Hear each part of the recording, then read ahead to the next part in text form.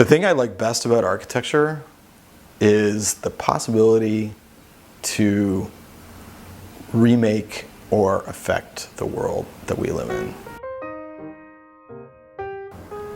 The building that you grew up in, the home you grew up in, how that affects your worldview, how that affects how you see family, how it affects how you see space and community and relationships. The stuff it's kind of largely under the radar, kind of as it should be. But understanding that and kind of feeling it myself, I just am constantly kind of amazed that I have the opportunity to kind of participate in that, part of our human experience. When I was 5 years old, I had a creative passion for buildings. Completely fascinated with Lego, couldn't stop. Well, I think probably most people, a lot of kids play with Lego, right? I just don't know if all kids are building vaulted bank buildings and skyscraper cities with this sort of idea that we're really building, a building. I should say my first job was actually with Polshek Partners, which are now called something different. Then after that, I went into retail design, working in-house for Ralph Lauren for a number of years, and I'm currently working in-house for Coach, doing their retail design director for Asia.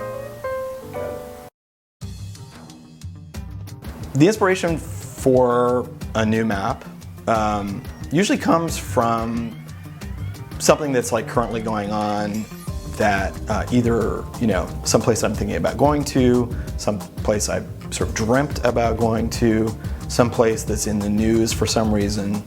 I tend to build the maps as if it were a city that started as a well in the desert that just had permanent water, and it attracted nomads because of this permanent water source.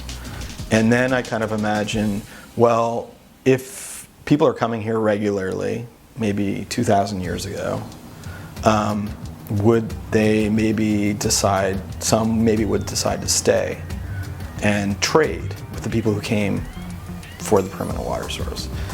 And those people who came to stay, maybe they lived in tents to begin with, or log cabins, or sod huts. But over time, if the conditions were right, maybe a town would grow. And after that, maybe a city would grow. And how would it grow? And why would it thrive? And what would be the challenges? And what would be the constraints on the actual expansion of the town? So those are all kind of like the thought process that goes into building a map. And it's total fantasy. It's armchair traveling.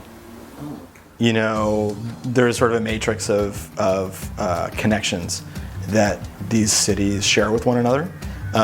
There's sort of a fantasy world that they're a part of, and each place, there's I don't know how many sort of large geographical maps I have, probably 100, and of the city maps there's at least 50, maybe more. So they span every imaginable kind of human condition that I've been able to think about or imagine. In the same way that if you decided, I'm gonna go to Calcutta, and I don't want to just fly in, fly out. I want to spend enough time to have some sense of what it's like to live there. Sure.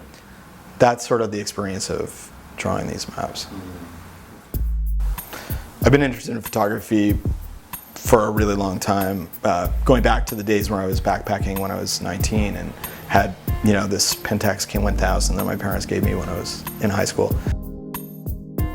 One of the things that I do, again, purely for myself, with no, it's just documentation, and that's all it is put together these photo books of trips. And there, I think I'm probably a little bit more interested in telling a broader story and trying to, liberate as many of those photographs as I can And less worried about it being, you know,